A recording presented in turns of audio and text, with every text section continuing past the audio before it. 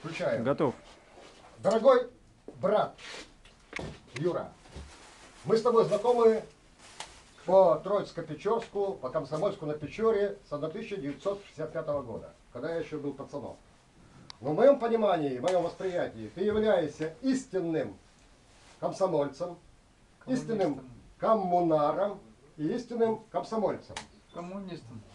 Коммунистом тоже. Но в душе комсомолец. В душе комсомолец, да. Значит, позволь в день весеннего равнодействия, в день праздника, который не имеет никакой религии и для всех национальностей, в день твоего 75-летия, оно уже прошло, но ты водолей, ты альтруист, вручить тебе сертификат о том, что ты являешься почетным альтруистом автономной некоммерческой организации спортивная профилактика лечебной ассоциации волонтеров, а сокращенно СПЛАВ. Ты всегда был я как раз инженер сплавщиком, ты всегда сплавлял потенциал души, ума и тела. Но вот когда ты прочтешь книгу, которую я тебе сегодня там, которую потолще отдал, там написано, как я создал там коммуну в Троицко-Печорской редакции, ролик и есть. как это. Теперь следующее. Как меня там чуть не арестовали, я еле-еле это всегда вылез так, из да. этого, да.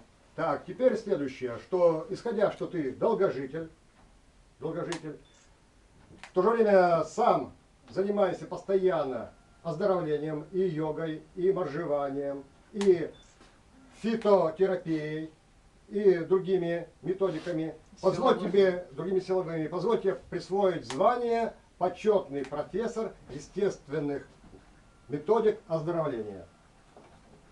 И плюс я еще академик народной медицины, да. Так. Академик. Товарищи по партии присоединяются ко всем поздравлениям, ко всем титулам, которые вы сегодня получили.